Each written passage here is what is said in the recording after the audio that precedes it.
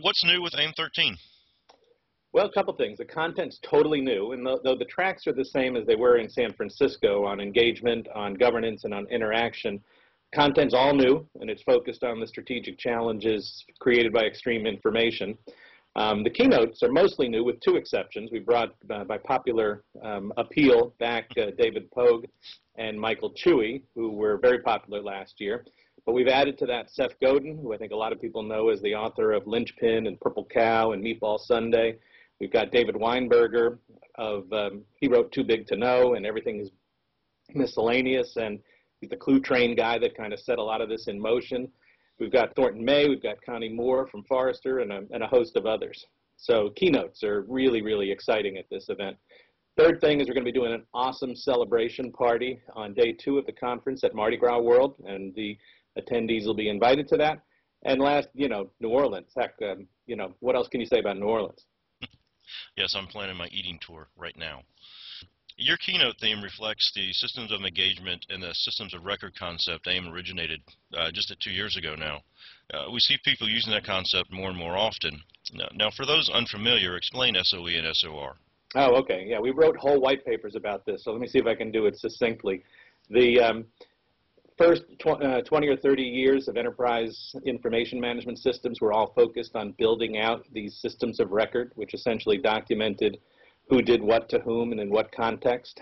And we went from a point there where IT was really responsible for rolling out those systems to a situation over the last 3 or 4 years in which we have all these new technologies basically stealthily coming into the enterprise that are driven by the consumer sector.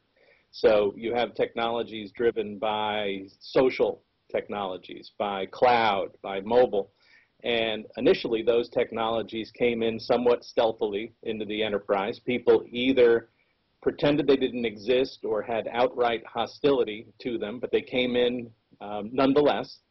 And so what organizations are trying to figure out now is, we call that second set of technologies systems of engagement. And so you've got both systems of record and systems of engagement in organizations. And the challenge that people have now is trying to manage the collision between those two forces and do so in a controlled way such that they have a seamless information management system that runs all the way from the back-end systems of record to the very front-end systems that are out in the organization. What's extreme about information today? Well, I think, the Gartner folks and all sorts of folks have been talking about this in the context of big data. I think Gartner also uses the term extreme information, which I like. The variety is extreme, all sorts of different things coming at us. It used to be just maybe documents and information that fit neatly into the rows and columns of a database.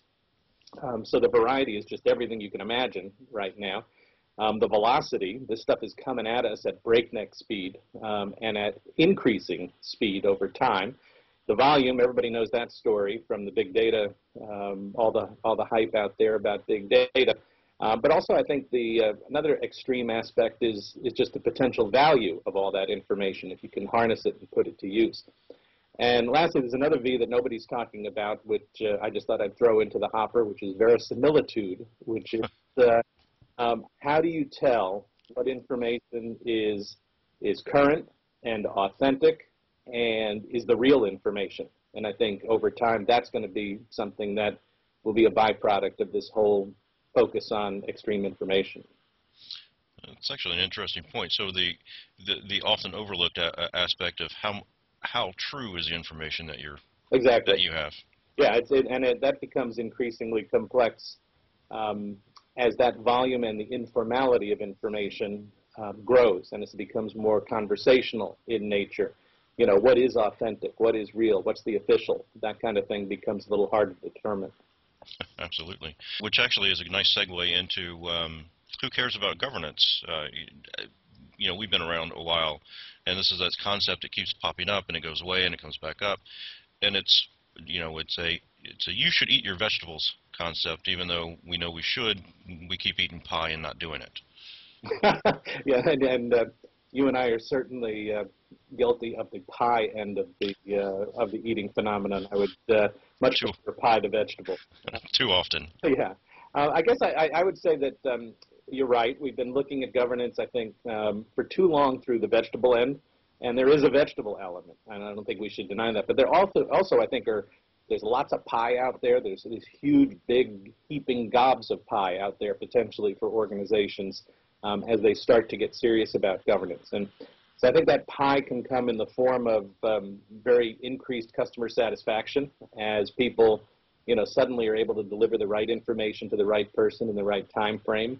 It can come from dramatically new insights from once you have that information under control, from diving down into that information and basically putting it in motion and extracting insights from it.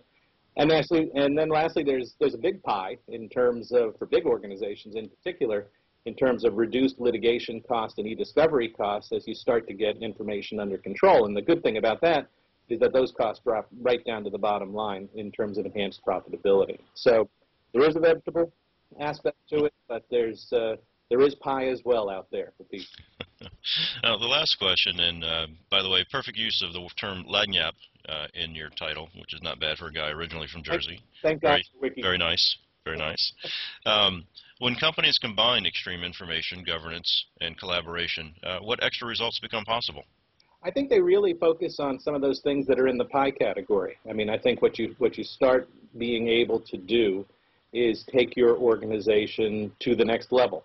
And I think as we think about big data, for example, the focus on the analytics side of the house and the new insights that we're able to gather from information in huge quantities as we apply, semantic tools to them, text analytic tools to them, all sorts of interesting analytic things. But I think the piece that's often missing, which is I think where content management really comes into the equation and where that extra lagniappe, if you will, comes into the equation, is that you've got this question of execution once you have the insights. And execution is almost, with huge emphasis, is a content question. So once you have an insight, once you've extracted something that somebody would potentially value out there, you got to figure out how you deliver some information to support that interest in that need. And that's where content comes in. So I think, the real extra value in the combination comes from being able to extract insights, manage your content in a controlled fashion such that you actually know what you have and where you have it and who's interested in it and how is it tagged and all that stuff, so that you can deliver that exact right piece of information customized to somebody's individual needs. And that's a huge piece of pie ultimately. Great, thank you, John. What's extreme about information today?